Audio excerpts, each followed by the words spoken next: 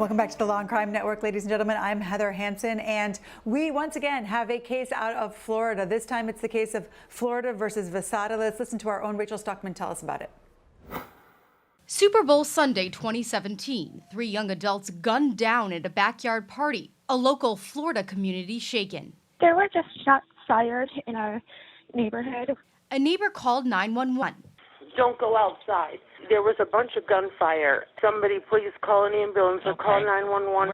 Was it this man, Christopher Vasata, found by deputies shot and bleeding on the side of the road after the murders? He became a suspect fairly early in the investigation. He was charged and faces trial for 3 counts of murder and 1 attempted murder charge. But in a jailhouse call, Vasata claims he was actually framed by police.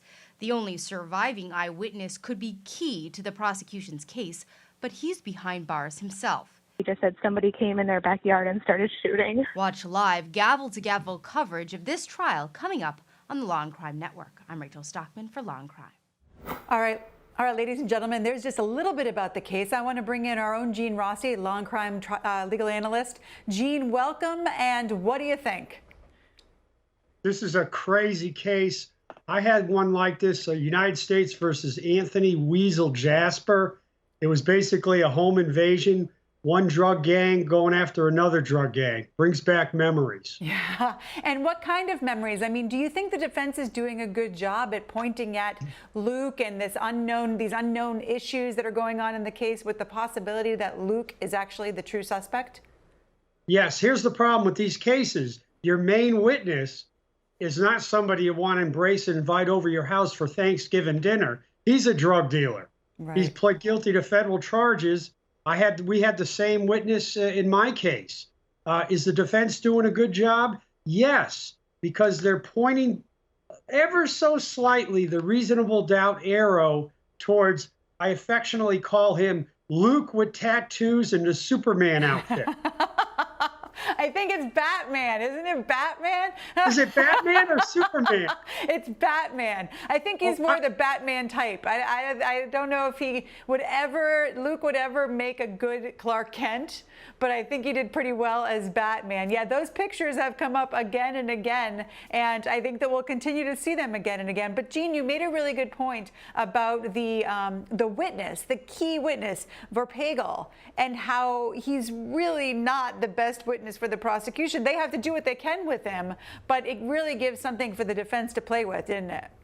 Yes, I gotta say, I saw his direct and cross yesterday. He was pretty good. He didn't get feisty. He wasn't sarcastic. He didn't have a lot of inconsistent statements, if any. So that's all good. The only downside is it's for the viewers in the federal system. A Rule 35 motion is like a get out of jail card because the prosecutor can ask the judge under Rule 35, hey, this guy provided me information. He testified at a trial. Judge, cut his sentence. And that's always something you can cross on, and it always goes to credibility. Yeah, it's that witness was something interesting. I agree, no inconsistencies, but also not a ton of emotion. Let's take a look at the openings, and we're going to start with the prosecution opening statement to pay attention to how the prosecutor laid out what they're going to prove, and then we can discuss as we go what actually has been proven. So, ladies and gentlemen, that was a piece of the prosecution's opening in this case. Gene, I want to bring you back in. Both sides have some strong young female attorneys, which I love to see. Both sides have done a really good job with the evidence. How are you feeling at this stage of the trial? I have to say that opening was absolutely outstanding. Yeah. No notes, no PowerPoint. She used pauses, inflection. She was looking at the jury. She was telling a good story and timeline. It was excellent. Yeah. I couldn't agree with you more. I mean, the no notes thing especially, most attorneys have at least something to sort of fall back on. She definitely went in there shooting. And yet we've also seen some great lawyering on behalf of the defense in this case. The cross-examinations in this case, I think, have been really strong. Ultimately, where do you think that the defense has to go as we start to lead into the defense part of the case? If they're going to stick with this alibi that he was at the party and he got an invitation and he RSVP'd, figuratively. They have to put on evidence that corroborates their story that he was at the party, he was legitimately there. And having shell casings or a magazine in your pocket lying on the ground, even though you've been shot, doesn't make you innocent. Yeah, there's a lot to explain for the defense, but at the same time, there's a lot of things that the prosecution can't explain, especially when it comes to Luke Kostukas. What do you think the role of Luke is going to play here in the defense? Do you think that they are going to continue to point to him as the potential perpetrator? Okay, that photo is priceless, by the way. Luke with the tattoos and the Batman outfit. He could be the boogeyman that was in the Charles Merritt case. Even though Charles Merritt was found guilty, right, they obviously are pointing a finger at either this other guy, Dan, a business partner, or people that may have been at the gravesite. This is very similar. There's a guy who's not showing up at trial. He's not a witness, but God knows we have a photo of him, and there's evidence that points towards his involvement. Yeah, and I think that photo, I mean, to your point, we saw it's so similar to the McStay family murders in that they're pointing at this other person. But that photo, they say a picture tells 1,000 words. That photo is one that the defense keeps putting up. Do you think that the tattoos and the Batman outfit will somehow slant the jury towards thinking, well, that guy looks like somebody who actually could have done this? Of course. Yeah, right. Easy answer, right? Yeah, the more they show the photo, the more it just sticks in your mind that, you know what, maybe if you're looking for reasonable doubt, maybe this is the guy who led that raid on Super Bowl night. And maybe Chris V was just a bystander, innocent bystander, who just happened to have a magazine in his pocket. Yeah, and you keep mentioning that, and I think it's important to mention it. We're going to listen now to the forensic scientist testimony talking about the type of evidence that Gene so cogently brought up. So let's take a listen. All right, welcome back to the Law&Crime Network, ladies and gentlemen. Gene, I want to bring you in. I've got to be honest. A lot of times when they start talking about these numbers, my eyes glaze over and I start playing cartoons in my head. What do you think? Hey, Heather, in my freshman year in college, I took Introduction to Calculus. And when he was writing stuff on the board, honest to God, I could not follow him. I'm very simple. What I would say is, what are the chances on glove A that he is not the person that is found there, or something simple? Yeah. My eyes were absolutely glazing. Yeah. And she was trying, she's using her hand motions. You and I have talked about this before, the use of body language and tone, and she was engaging in those ways. But I think that the substance, I often talk to my clients about the curse of knowledge. When you know something so well that it's hard for you to remember what it's like not to know it.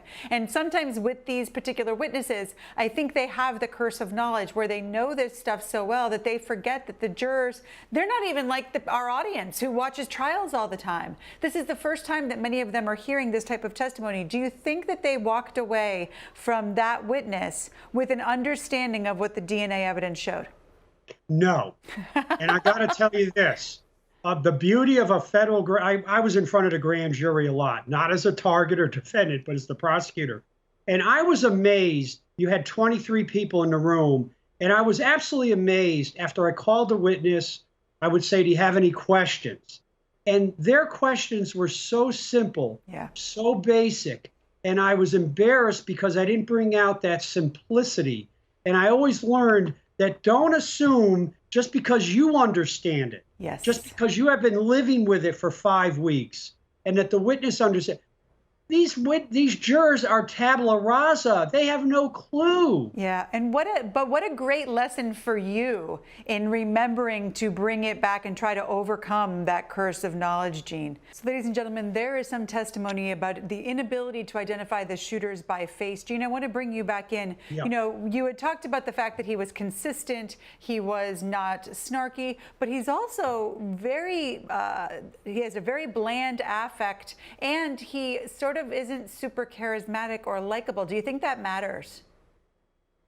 No, he's probably the first cousin twice removed of the witness I had. And it was the same thing. Our witness had credibility baggage, the same type of person. His house was invaded by a rival dealer, and he had the same tone of voice, the same inflection, and the same, consistency. He couldn't see the people, but he kind of heard and observed. Gene, how did your case ultimately resolve? That may be foreshadowing of what's going to happen here. We had one witness, Zella Trampota, who got a 10-second look at the defendant, Anthony Weasel Jasper. That was enough. That was enough. That was enough. Yeah, we don't have that here. So it'll be interesting to see exactly what happens. What do you think the defense will do? We're going to, in just a minute, talk a little bit more about this third suspect and maybe being Lucas Dukas. But before we do, Gene, I want to talk to you a little bit about what's the defense's play from here forward. Soon we're going to be in their case. What do you think they're going to focus upon? The defense, you said? I'm sorry? The defense. Yeah, the defense.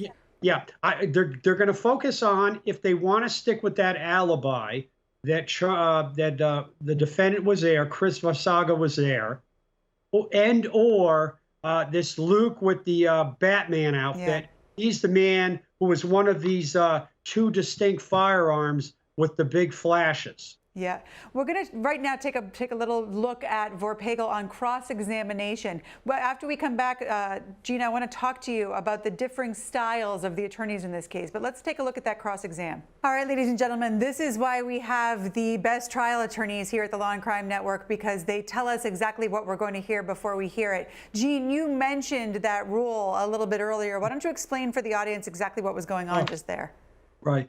In the federal system, not the state system, Federal Rule of Criminal Procedure 35, it's called the Rule 35, allows the government, after a person has been sentenced and is off to prison, to go back to the court and file that motion for Rule 35 saying, Judge, the witness has provided substantial evidence and information to me.